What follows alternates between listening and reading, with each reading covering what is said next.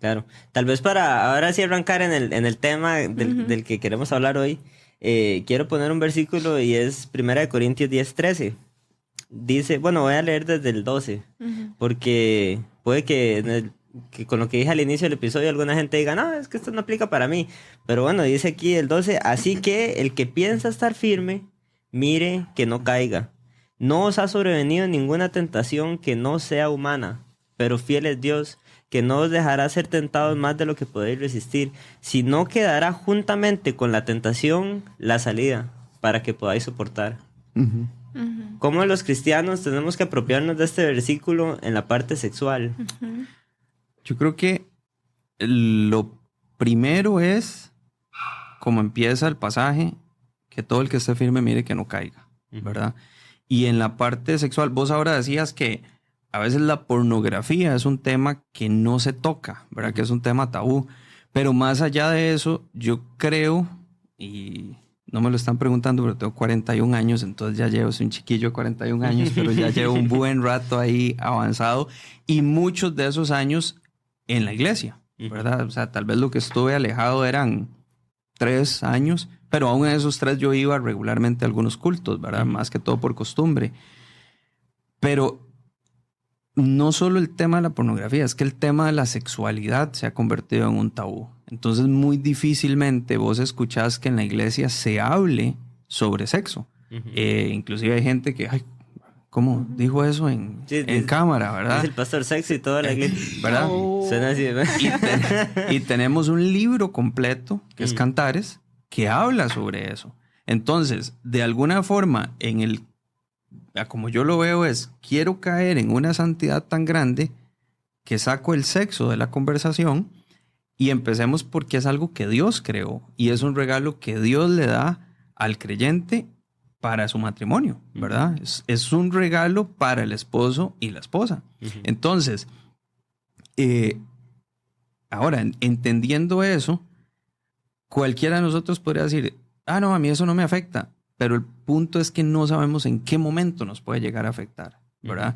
Y de hecho nosotros tenemos estadísticas que demuestran la gravedad. De hecho, hay autores que dicen que la pornografía es una pandemia, porque la gravedad de lo que se nos ha metido, y no solo en el mundo, en la casa, en la iglesia, es realmente alarmante, ¿verdad?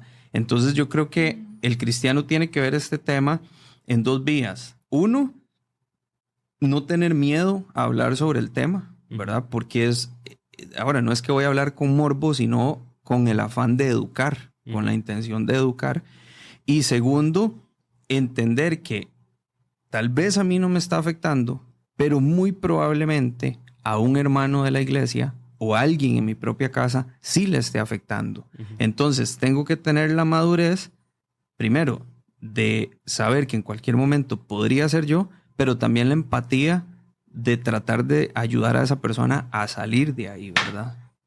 ¿Cuál fue el motivo por el cual empezó a desarrollar este tema o a querer adentrarse en este tema? Bueno, aparte de las estadísticas y asumo el querer ayudar a otros, pero ahora dijimos, puede que alguna gente no, ¿verdad? Lo cual yo sumamente complicado, ¿verdad? Estadísticamente hablando, hay demasiada gente que tiene este tipo de problemas, ¿verdad? Estadísticamente hablando, entonces... Que inclusive, perdón, digamos, yo he aconsejado a muchísimas mujeres y muchachas, Dios me ha dado la gracia de tener esa, ¿verdad? Ese ministerio de consejería, sin yo buscarlo, ¿verdad? Que el Señor ha puesto. Y entre las jóvenes cristianas no se habla, pero el hecho que no se hable no quiere decir que no existe.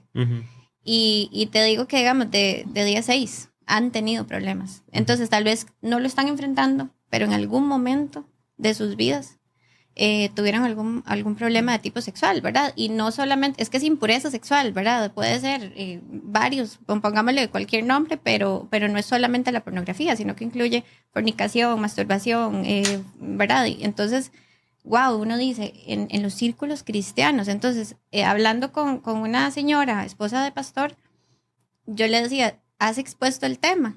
¿verdad? Lo has traído para que las personas puedan abrir su corazón, y ahí es donde está la tristeza, que tal vez no estamos dando como esa ventana para que las personas puedan venir y decir, mira, ¿cómo lo hago? ¿Y cómo puedo salir de aquí?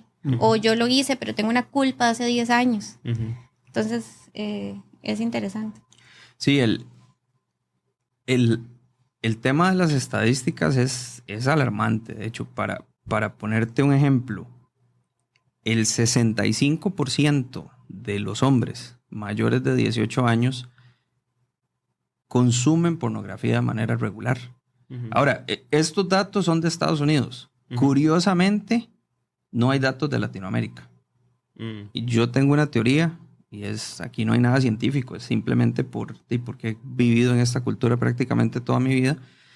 Yo creo que las estadísticas tenderían a ser más altas, porque la cultura latina es mucho más sexualizada que la cultura norteamericana. Pero basándonos en estos datos, 65 de los hombres, y uno podría decir así, pero esos son hombres sin Cristo. Bueno, cuando traemos ese dato a la iglesia, 64% de los hombres cristianos practicantes, en muchos casos que sirven en las iglesias, están consumiendo pornografía de manera regular. Entonces, eso es uno de los factores que alarman, ¿verdad?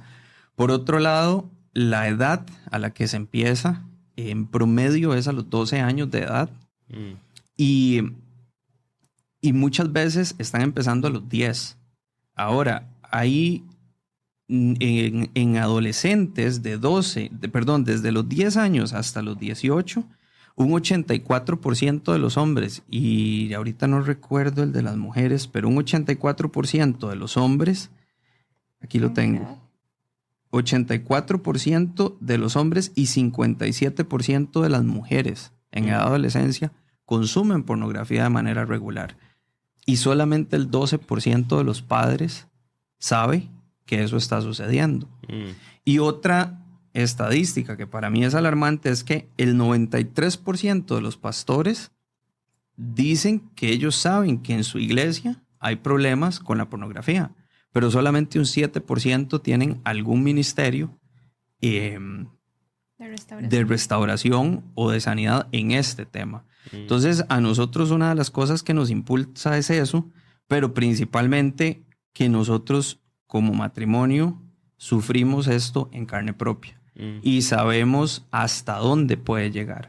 Entonces, ahí fue cuando un día conversando dijimos, bueno, ¿qué vamos a hacer con esto? ¿Verdad? Vamos a dejarlo solo como una experiencia donde el Señor nos restaura y realmente hace algo nuevo de nosotros, o el Señor quiere algo más, ¿verdad? Entonces... De hecho, hubo un momento muy devastador, pero también muy esperanzador al mismo tiempo, porque cuando finalmente todo ya sale a la luz, ¿verdad? Y fue un tema que sufrimos por muchos años, ¿verdad? Y es una adicción, realmente es una adicción en la que la persona está luchando sola, ¿verdad? Y obviamente... Perdón, muchos años que vos no sabías. Que yo no sabía, ajá, pero yo creo que siempre uno tiene ahí cierta duda, ¿verdad? Pero ese es otro gran tema. Que no se anima a preguntar o a... Yo creo que uno dice, no lo siente tan malo. Yo creo que llega un punto donde uno dice, bueno, todo el mundo lo hace. El mundo siempre te dice, los hombres lo hacen. Entonces, es muy interesante porque en las élites de trabajo y a nivel, digamos, ya sea como de estudio o trabajo, donde uno se desenvuelve, es tan común que el oído y la mente se te hace como que lo recibe de alguna manera. Entonces, bueno, uno piensa, los hombres son así, ocupan eso y ok, no me gusta, pero ni siquiera voy a preguntar.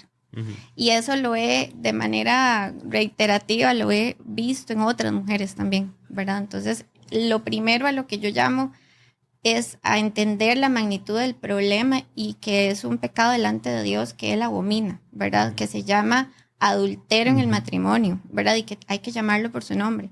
Entonces, bueno, pero el punto de quiebre que quería comentar que fue cuando finalmente, digamos... Perdón, tal vez ahí, adulterio en el matrimonio. Y es interesante traer el estándar de Cristo, entender por qué es adulterio, ¿verdad? Correcto. Lo normal es... Mateo 5:28. Pero alguien diría, no, es que no estoy adulterando, no tuve relaciones sexuales físicamente con una mujer.